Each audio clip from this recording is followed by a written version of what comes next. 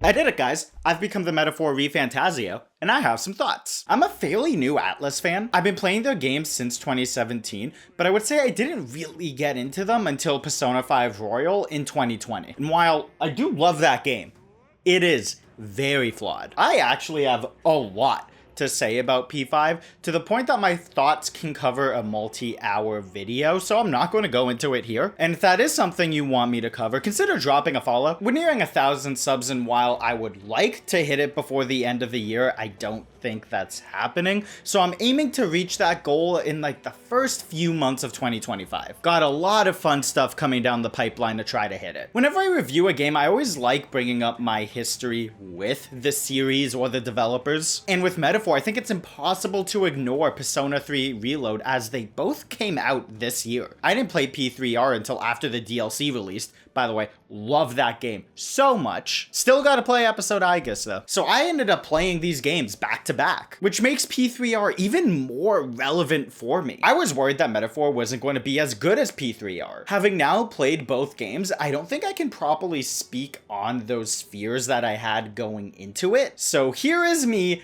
immediately after beating P3R. So I just finished the base game for P3R. This game is so good. I legitimately do not know how Metaphor is going to top it. So anyways, back to me probably 2 months from now. And what's the verdict? It's close. Metaphor is not only as good as Persona 3 Reload, it surpasses it in some areas. The game had me thinking that this was Atlus's Magnum Opus, something the company has been building towards over the last 30 years. And that question is what I was thinking about for the majority of the game. First off, let's look at the gameplay. I saw a lot of people debating if the calendar system was necessary for it. Personally, I could go either way. With the story of the game essentially taking place over an election cycle, I think the timer benefits that feeling a lot. You only have so much time to reach out to the masses, spend time with the party, improve yourself, and try to become a better candidate. Traversal greatly benefits from it too. Sometimes your destination can be days away. The whole mechanic would be pointless without the calendar, and the game loses its sense of adventure. Talking about those pros right now, it really makes me think the game greatly benefited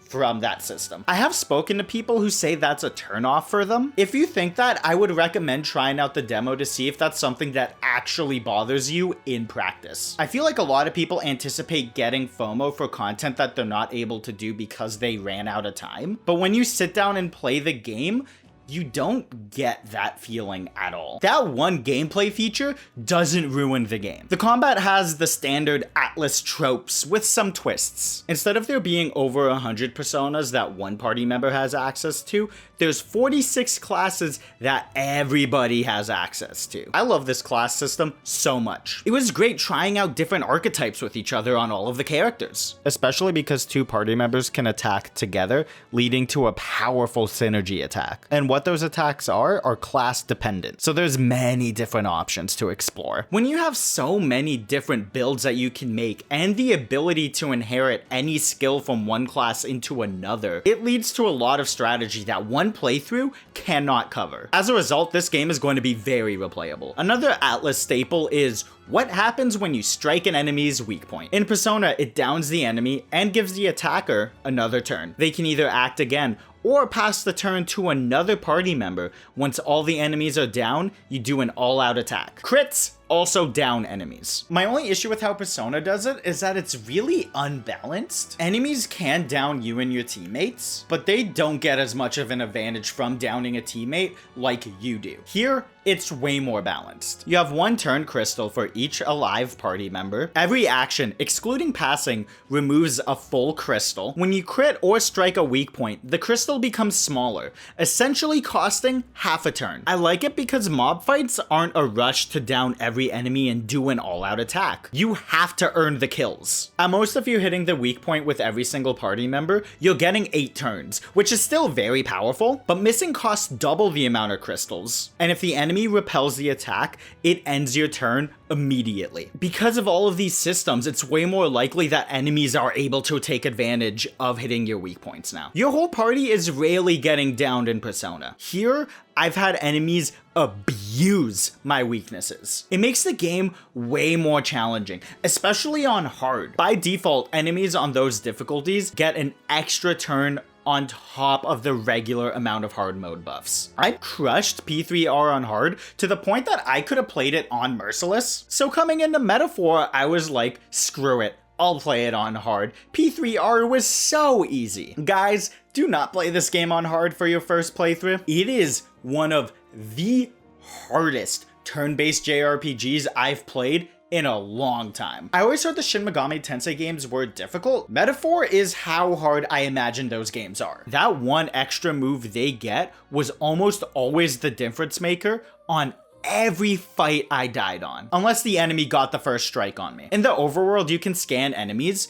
It lets you see their level and organizes them into one of 3 categories. Blue enemies you can kill on the overworld. Yellow enemies, after you hit them a few times, will allow you to ambush them. They're normally around your level too. Red enemies take a lot of hits before you can ambush them, and they are decently higher level than you. On hard, fighting a group of red enemies would either cost the majority of my mana to take them down, or I would get obliterated. Even for enemies around my level, if they ambushed me, the fight would become significantly harder. I was not expecting the ARPG elements of this game to be so important on hard. I started to fall behind in levels going into the 3rd act, so I had to lower the difficulty down to normal. After I did that, I was able to beat the red enemies with ease. I think that started to hurt my enjoyment for the game too. Some fights started to feel nearly impossible on the level I was at. Luckily, you do have the ability to restart any fight, which makes retrying fights so much easier. Missing an important attack or getting crit at the wrong time no longer spells disaster. You can abuse it to figure out a boss's weakness and resistances before actually starting the fight, but I think being able to scan bosses like that is a good trade-off when the alternative is having to watch a bunch of cutscenes again because you didn't know it repelled fire. I think the main thing I wanted more of from the game's combat was its hybrid system. I do like the ARPG elements on the overworld,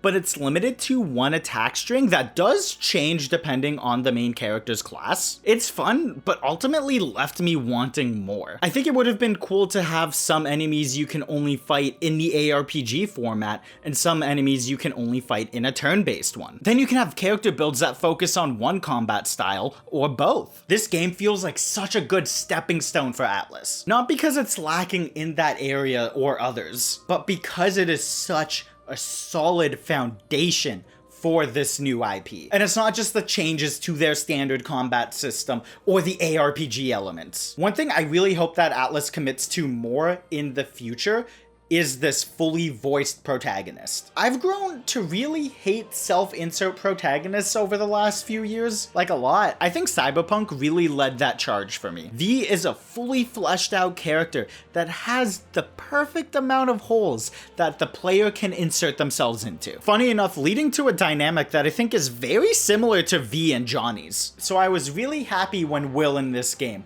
was fully voiced. The only issue is that he barely talks. A lot of times Stroll or Galaga would talk in moments where I feel like he should have, and he still has unvoiced inner monologues. I did like him, but he's so close to being that fully fleshed out character I wanted. At the very least, if I give him the canon name, can they please just say his name? As someone who always names the character the canon name, please throw me a bone. The rest of the cast is amazing. I think it might be my favorite Atlus party. Hulkenberg and Stroll are easily the best party members they've made. Stroll's voice actor does a fantastic job throughout the entire runtime. He has my second favorite performance of the game. Why I think this party works so much is because the majority of the cast continues to play an active role in the plot after the dungeon you get them in. P5 kind of just turns into Makoto and Futaba figuring everything out while the rest of the cast is there so they have someone to bounce off of. But here, only one party member falls into the background after you get them, and another still gets to do stuff, but it's mostly pointing out one thing continuously. Overall,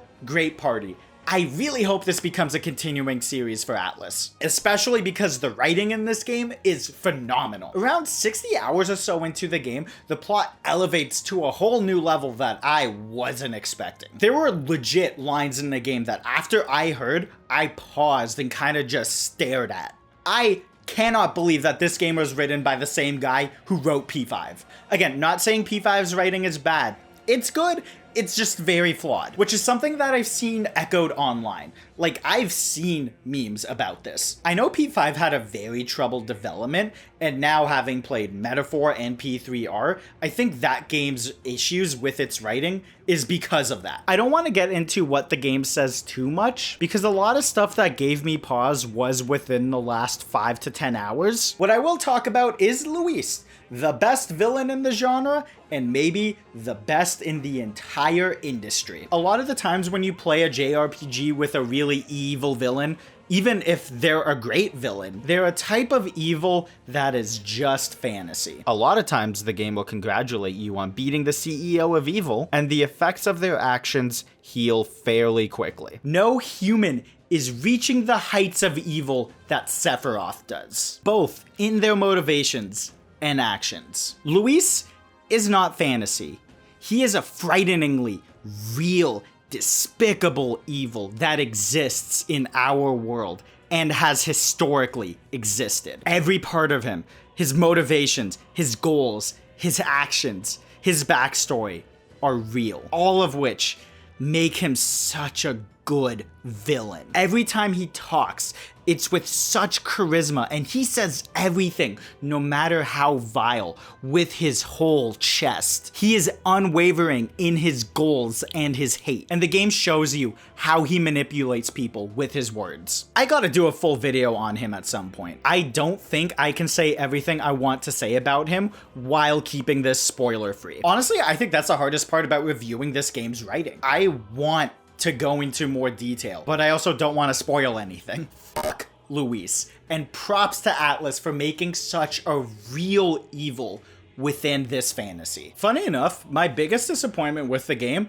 was the fact that it came on 2 discs, because at no point during installation did I have to put in the second disc, and that got me thinking like, oh my god, I wonder what happens halfway through this game that they think is so important that I have to take out disc 1 and put in disc 2. But it turns out on Xbox it's only on 2 because they're smaller than PS5 discs, and that second disc only exists so you can download the full game if you're not connected to the internet. So the reason why I never inserted that second disc while installing was because it just updated it. It is funny playing this whole game expecting something like that to happen, and then by like hour 70 I was like, yeah, I don't think I'm putting in disc 2 at any point. I'm only bringing this up because it was legitimately something I spent the whole game thinking about, just because I didn't want to look up what the second disc was. My biggest issue with the game that I can't believe I forgot to bring up while I was initially recording the video, the text size is ridiculously small at points. Like, I have bad vision, but even when I put on my contacts, it was a struggle to read it, especially when the game has such a loud UI. Not that it's a bad UI, it's phenomenal, but combining that with the small text makes it really annoying. Look how small I have to make the text in Premiere for it to be the same size. I do not know why they did this. To circle back to the question that I brought up at the top of the video, is Metaphor ReFantazio Atlus's magnum opus? No, because I still think they can reach higher. Is this the best game I've played from them? It has my favorite combat from them, with its great blend of action and turn-based. It's their best story with their best characters. And its soundtrack is very solid and creates a unique vibe. Yes, it's their best game. And I know they can make a 10 with the groundwork of this very strong 9.5. Do you agree? Think I'm an idiot? Comment down below. Like the video if time marches onward and the era of a new king draws near. And subscribe for more content. Follow me on other platforms if you want. Take care, guys.